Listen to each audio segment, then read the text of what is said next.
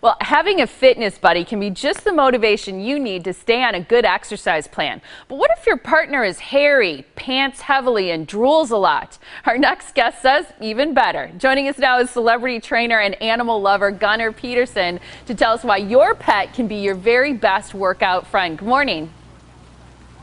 Hi, good morning. You know, that guy you just described is a kid I worked out with in college, and now I've regressed and I'm right back there. So now you have a dog instead of that college buddy. That works.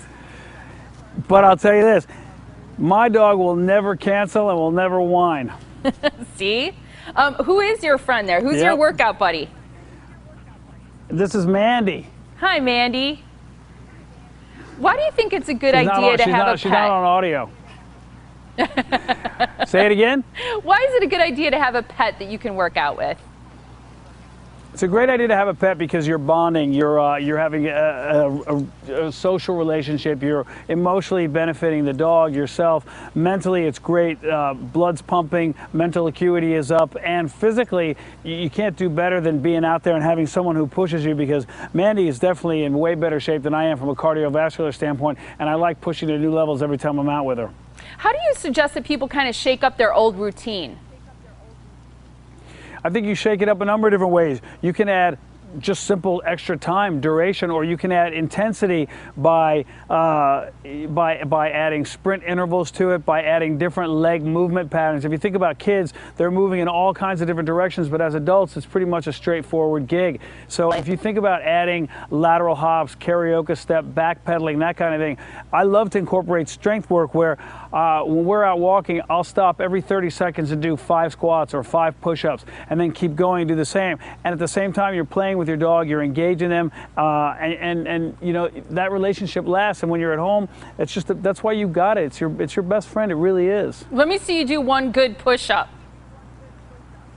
Oh, you want to see me do a push-up? Yeah. Mom, did you doubt me? Did you doubt me on this? We could do these into the break. Come on now. Come on, Mandy. I can't believe you threw that gauntlet out like that. I just want to see if you're the real deal. Okay, I'm a believer now. What about your social life? No, see, I think this is more true for guys, that pets, if you're working out with them or walking with them even, it'll boost your social life, because girls will be like, oh, that's so cute. He has a pet. You're talking about my social life, or you're talking about social life in general with a pet?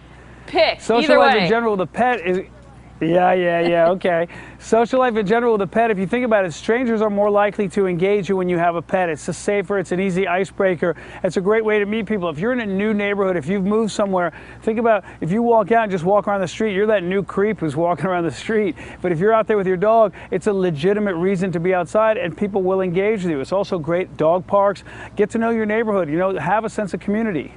Gunnar, what about people who really don't get outside much? They're kind of new to the outdoors. How do you suggest that people can get started, especially if they're heading out with their pet? Well, if you have not undertaken a fitness regime in any real length of time, I would say get clearance by a doctor. That way it's safe. You got the green light, you got the rubber stamp. Do the same for your pet. Go to the vet, make sure it's okay to get out, get some basic guidelines. It may just be a 10 or 15-minute walk to start, and then you build from there. Also, make sure sunblock if you're outdoors and it's bright. Also think about hydration. Hydrate before you leave the house as well as on your walk. So for you, the water bottle is great, but to do that whole cupped hand thing, it never works for the pet. Think about those things they sell at Petco. It's a little bottle with a dispenser at the end, super easy to fill, no spillage, and you don't look like a fool. So you're in Florida, we're in Milwaukee, and the thing is, a lot of people use weather as an excuse, snow, rain, but pets really don't care about that. So really you have no excuse to be a no-show when it comes to getting outside.